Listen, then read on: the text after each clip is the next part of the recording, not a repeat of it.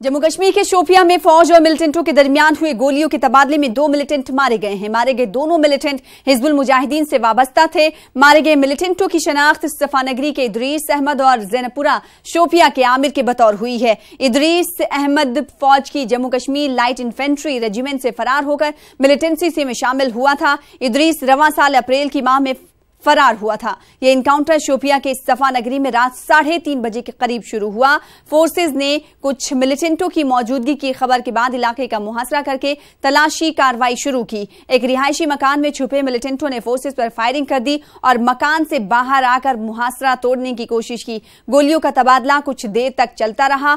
मारे गए मिलिटेंटों के कब्जे से 2 राइफलें और कुछ गोला बारूद बरामद किया गया है। इस हवाले से मजीद अपडेट हासिल करेंगे और रुख करेंगे शोपिया का। हमारे साथ हमारे नुमाइंदे बिलाल खान जुड़ चुके हैं। बिलाल खान, इनकाउंटर के बाद बताइएगा इस वक्त इलाके में हालात कैसे बने हुए हैं?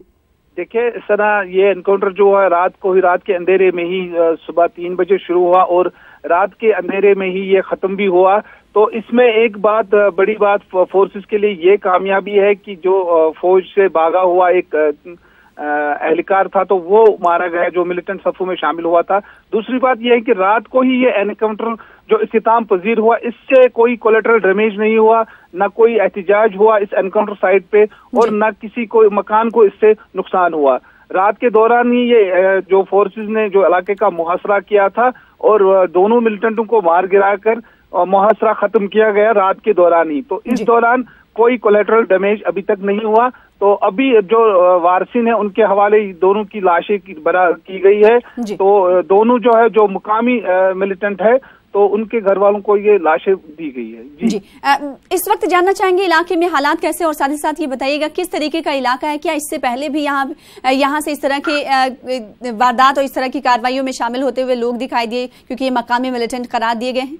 बिलाल, देखिए है ना, देखिए ये सना, ये जो इलाका है ये काफी मिलिटेंसी मुतासिर इलाका है, काफी हसास इलाका माना जाता है जिला शोपियान के में। तो इस इलाके में अगर दिन के औकात में ये एनकाउंटर होता तो कोलेटरल डैमेज की काफी तौका थी, लेकिन जो रात को ही ये एनकाउंटर इख्तिताम पजीर हुआ तो इससे कोलेटरल डैमेज से बच गए हैं। और अब जो है अभी तक जो तनाव सूरत हाल है, लेकिन पूरे काबू में ही है सूरत हाल। तो इलाके में हालात कशीदा हैं लेकिन हालात काबू में हैं और साथ ही साथ मारे गए मिलिटेंटों की लाशें उनके अहले खाना के सुपुर्द कर दी गई हैं। बेहद शुक्रिया बिलाल खान हमारे साथ जुड़ने के लिए और अपडेट फराहम करने के लिए इस हवाले से। कोलकाता में ईडी की बड़ी कार्रवाई सामने आई है। एयरपोर्ट से मेहुल चौकसी के साथ ही दीपक कुलकर्णी को ईडी ने गिरफ्तार किया है। आपको बता दें कि दीपक हांगकांग में एक फर्जी कंपनी का डायरेक्टर था और दीपक के खिलाफ ईडी सीबीआई ने लुकआउट सर्कुलर भी जारी कर रखा था।